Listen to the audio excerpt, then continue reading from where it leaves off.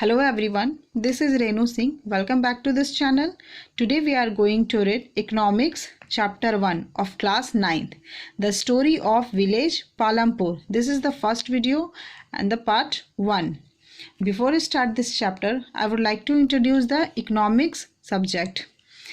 So in a previous class, you read history, geography and the civics.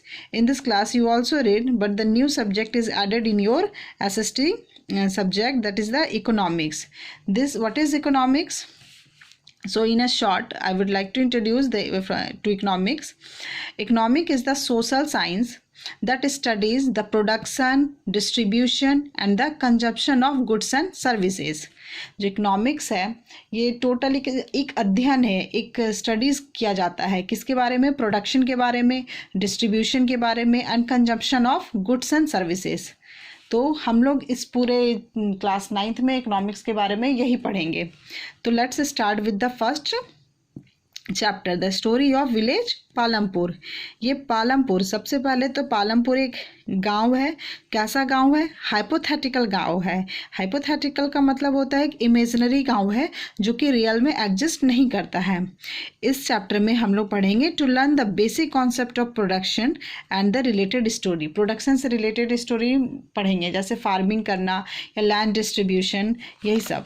तो next इसका introduction, ये इसमें पहला चैप्टर है, ये इंट्रोडक्शन मैं करवा दूँ द विलेज पालमपुर से. It is a well connected village with neighbouring village and the town.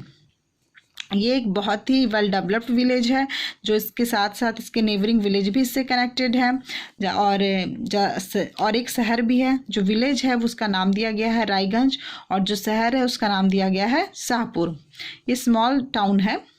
Second, village has about 450 families belonging to several different caste. इस पूरे विलेज में, पालमपुर विलेज में 450 फैमिलीज है जो कि डिफरेंट कास्ट से बिलोंग करती है.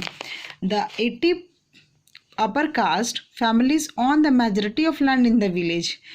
450 में 80 अपर कास्ट की फैमिली है जिसका मेजॉरिटी ज़्यादा है, यानी उनके पास ज़्यादा ज़मीनें हैं. अगर ये विलेज पालमपुर का ये पूरा ज़मीन है तो इस ज़मीन में जो सबसे ज़्यादा हिस्सा जो है वो किन लोगों के पास है? 80 फैमिलीज़ जो है, अपर कास्ट फैमिलीज़ है, उनके पास है, और रेस्ट वन में बाकी फैमिलीज़ का है. The scheduled caste SC comprise 1/3 of total population and live in a one corner of the village. जो SC कास्ट के लोग हैं, जो दलित लोग होते हैं, वे लोग 1/3 हैं टोटल पॉपुलेशन का, और वो लोग विलेज के एक कॉर्नर में रहते हैं, एक साइड में रहते हैं, पूरे विलेज में नहीं रहकर एक तरफ रहते हैं. रोड एंड ट्रांसपोर्टेशन सिस्टम यहाँ पे अवेलेबल है, तभी तो ये दूसरे गांव से कनेक्ट हैं, शहर से कनेक्ट हैं. And the availability of electricity है. 2 प्राइमरी एंड 1 हाई स्कूल है. अब प्राइमरी हेल्थ सेंटर है एंड 1 प्राइवेट डिस्पेंसरी है.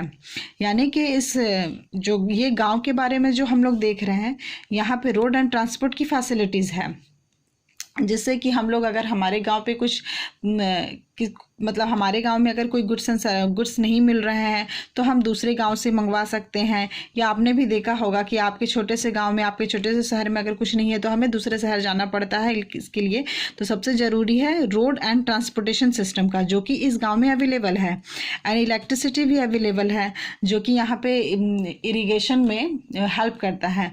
और ये विलेज है, और इस विलेज का जो सबसे जो मेन एक्टिविटी है वो है एग्रीकल्चर. यहाँ के लोग सबसे ज़्यादा एग्रीकल्चर पे इन्वॉल्व हैं.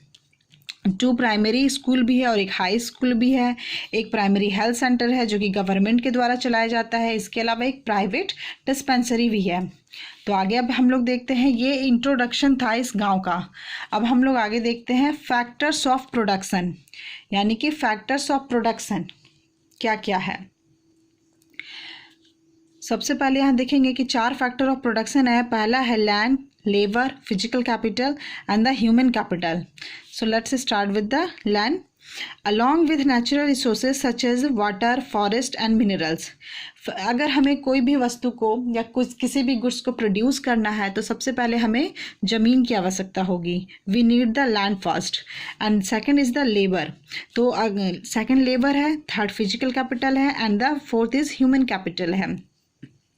लैंड के साथ साथ हम लोगों को और भी नेचुरल रिसोर्स की ज़रूरत है, जैसे कि water, forest and the minerals.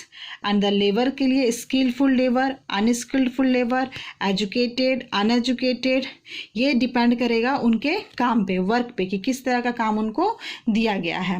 अगर स्किलफुल लेबर की बात करें तो मान के चलिए अगर कुछ शर्ट बनाने का काम हो रहा है तो शर्ट बनाने का काम ऐसे हम किसी भी लेबर को नहीं दे सकते. जो इस काम में स्किल्ड होंगे हम उन्हीं को दे सकते हैं. एंड अनस्किल्ड का काम आप ऐसा समझ लीजिए कि पैकिंग का काम हो गया, या उसको ढोने का काम हो गया, उसको ट्रक पे चढ़ाने का काम हो गया, तो ये सब लोड करने का काम हो गया. तो ये सब जो है वो अनस्किल्ड वाले करेंगे, अनएजुकेटेड करेंगे. एजुकेटेड का मतलब सारी चीज़ें तो स्किल्ड और अनस्किल्ड पे बेस्ड नहीं होगी, कुछ पढ़ाई पे भी बेस्ड होगी. तो इसलिए एजुकेटेड भी लेबर की हम लोगों को ज़रूरत होगी. ये पहले भी बता दिया मैंने. ये उसके नेचर ऑफ वर्क पर डिपेंड करता है कि कहाँ पे हमें स्किल लेबर की ज़रूरत है, कहाँ अनस्किल्ड. और नेक्स्ट हमारा फैक्टर ऑफ प्रोडक्शन में है फिजिकल कैपिटल. तो फिजिकल कैपिटल जो है वो क्या है? Variety of inputs required at every stage during production. अगर हम ये पेंसिल प्रोड्यूस कर रहे हैं तो इसके पूरे ड्यूरेशन में से इसको पूरे बनाने में जितना भी इनपुट्स हमें लगा है उसके ही बोलते हैं फिजिकल कैपिटल. ये दो तरह का होता है, एक है फिक्स्ड कैपिटल एंड दूसरा है वर्किंग कैपिटल. फिक्स्ड कैपिटल में वैसी चीज़ें आ गई जो बहुत सालों साल चलेंगी, जैसे कि tools, machines, buildings. And the working Capitals में जो हमारे डे बाय डे की रिक्वायरमेंट होती है उसमें वर्किंग कैपिटल आता है, जैसे कि रॉ मटेरियल्स हो गया एंड मनी इन हैंड. यानी या हमको लेबर को पे करना है तो हमें पैसे रेगुलर देने पड़ेंगे, रॉ मटेरियल्स मंगाना है तो रॉ मटेरियल्स पे खर्च होंगे. इसका मैं एक एग्जांपल बता दूं फिक्स्ड कैपिटल का, कि मान के चलिए पूरे फिजिकल कैपिटल का मैं एक एग्जांपल बता दे रही हूँ. मान के चलिए आपका स्कूल है, उस स्कूल में ज़मीनें खरीदी गई हैं, वो फिक्स्ड कैपिटल हो गया. उस पर बिल्डिंग बनी है, वो फिक्स्ड कैपिटल हो गया. बोर्ड्स लगे हुए हैं, फर्नीचर्स हैं, वो सब फिक्स्ड कैपिटल हो गया. और वर्किंग कैपिटल में क्या आ गया? वर्किंग कैपिटल में जैसे रोज़ के दिन का हम चॉक यूज़ करते हैं, जो ख़त्म हो जाने वाली चीज़ें हैं, और जैसा कि हमारे स्कूल में प्रोग्राम्स होता है, इंडिपेंडेंस डे होता है, रिपब्लिक डे होता है, कल्चरल प्रोग्राम करवाते हैं, एनुअल फंक्शन करवाते हैं, तो उन सब में होने वाले खर्च जो हैं वो हमारे वर्किंग कैपिटल में आ जाएंगे. तो अब नेक्स्ट है ह्यूमन कैपिटल. इसमें नॉलेज, ये बेसिकली यहाँ पे ह्यूमन कैपिटल नॉलेज की बात हो रही है. अगर हमारे पास नॉलेज नहीं है तो फिर ये तीनों फैक्टर्स बेकार हो जाएंगे, क्योंकि सबसे ज़्यादा ज़रूरी है नॉलेज. अगर हमारे पास नॉलेज है तो तभी हम इन सब कामों को अच्छे से कर पाएंगे, या जो हमारा अपना जो फैक्टर ऑफ प्रोडक्शन होगा उस पर वर्क हो पाएगा. तो बेसिकली यहाँ पे नॉलेज की बात हो रही है, यानी कि अगर एक व्यक्ति के पास नॉलेज है तब ये से सारी चीज़ें पोजेस कर पाएंगे. तो यहाँ पे जो फैक्टर्स ऑफ प्रोडक्शन है, land, labour, physical capital, human capital, इन चारों को मिलाकर together we are called factors of production. So this is about the first video and we will read the further story in next videos. Thank you. Have a nice day.